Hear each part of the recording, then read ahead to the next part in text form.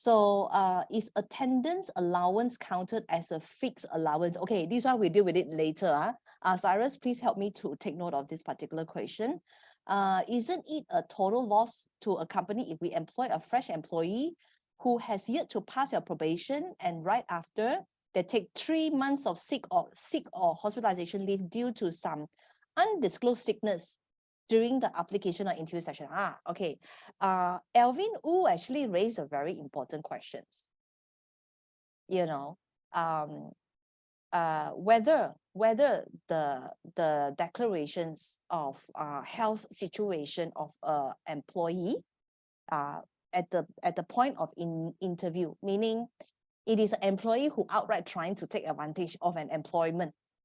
Okay, this I believe I mean, for discussion purpose, maybe we go on that basis. So Jerry, what are the rights that an employer have if it was found that the illness is actually resulted from something that was not being disclosed, being asked, but actually not being disclosed during the interview process? Actually, it is an offense for not disclosing whatever that is true. And if you cheated on your CV, actually also is an offense. But then in regards to the question, actually, it is covered under SOCSO, right? Company don't have to pay, right? They take 3 months of sick leave due to some undisclosed during application. The question is undisclosed during applications. Oh, so they are not yet employed, is it? Yeah. So I believe that, sorry. Yeah, go ahead. Yeah, I believe that if you do not disclose the truth, then it is an offense under the act. I need to find out the act, but I believe that it is an offense if you don't disclose the truth. Yeah.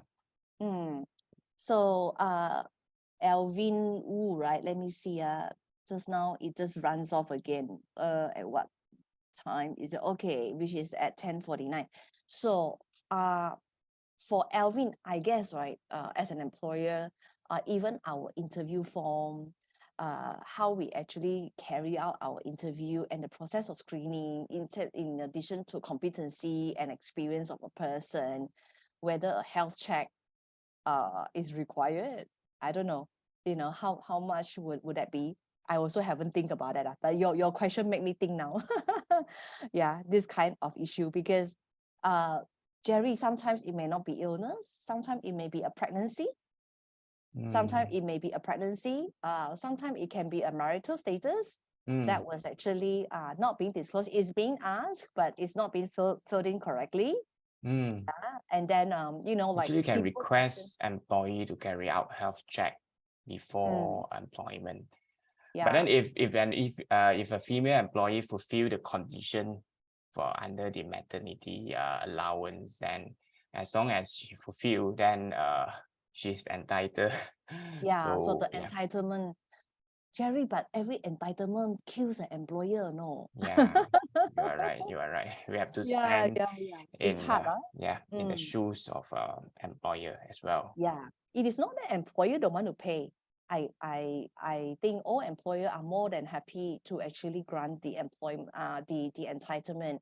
It's just that sometimes we don't want it to be shortchanged, I would say, right? But as an employer. please remember the Non-Discrimination Act that I have just mentioned. Let me go to the slide. Yeah. Sure.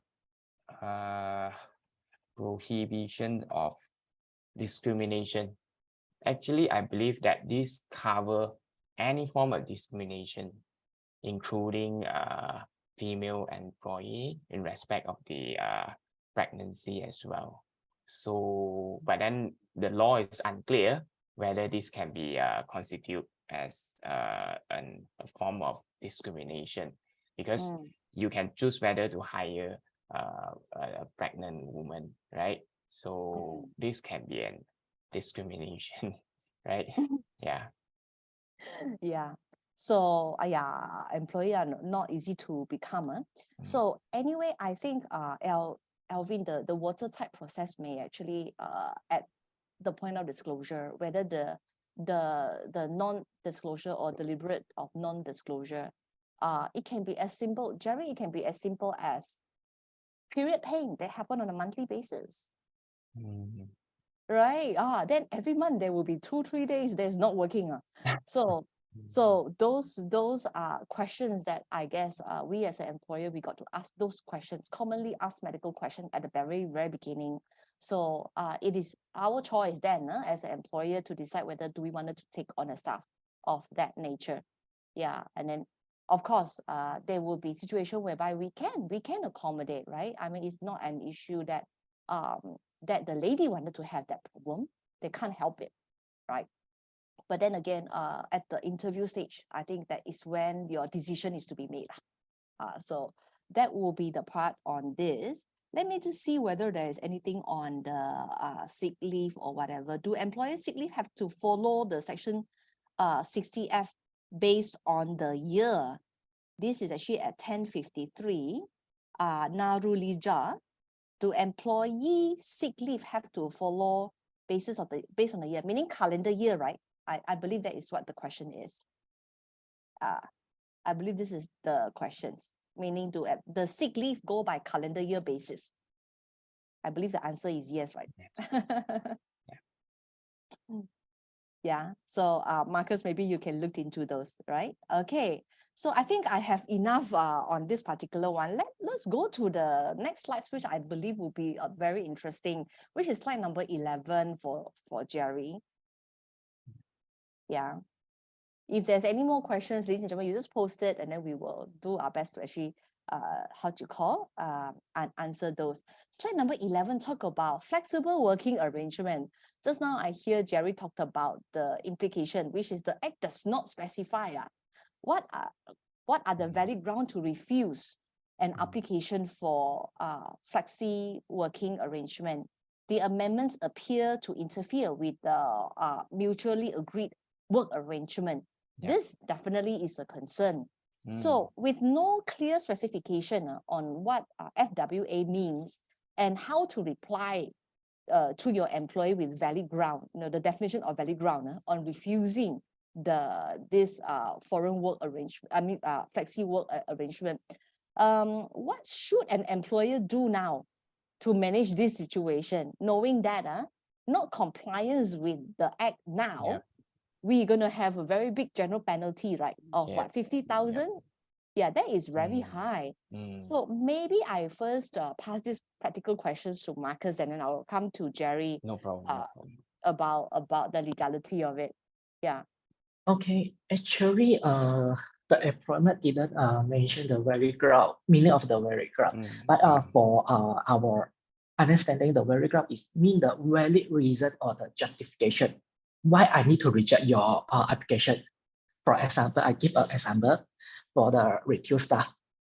So the retail staff or cashier must be present to the branches to continue their work, right? So if the cashier or the retail staff apply the flexible working arrangement, he or she need to work from home, then how she or he continue to work? Because he or she must present himself to attend the branches or the outlet to work. So for me is the valid reason for that.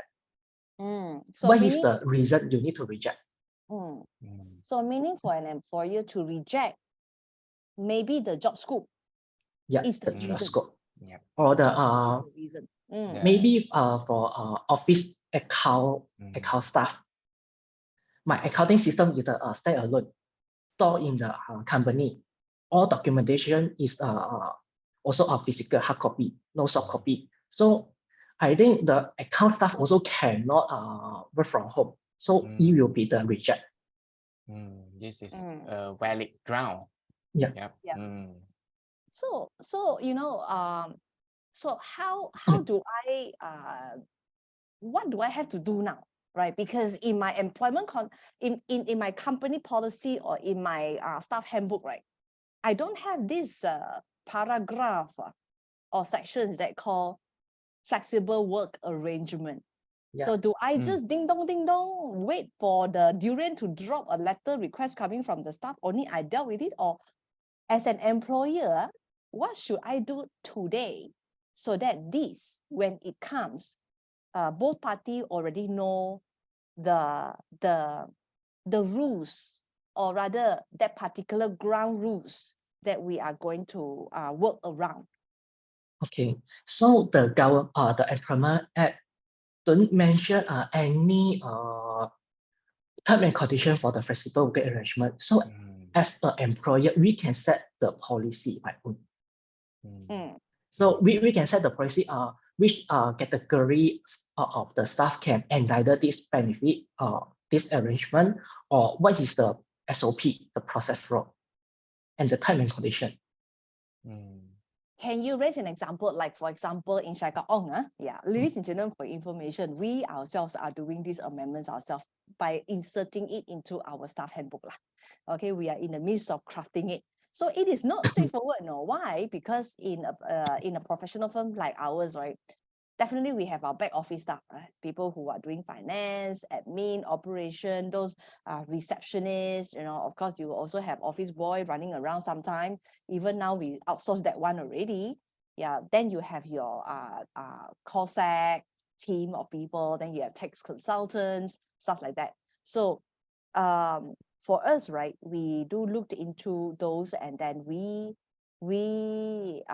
did actually set, right, Marcus and I was actually talking about that, whereby we think that our back office staff, they have to be in the office, because there will be career document coming up. The receptionist, you cannot apply. So meaning actually in the handbook, we intend to directly mention that, because your work cannot be carried out by this application.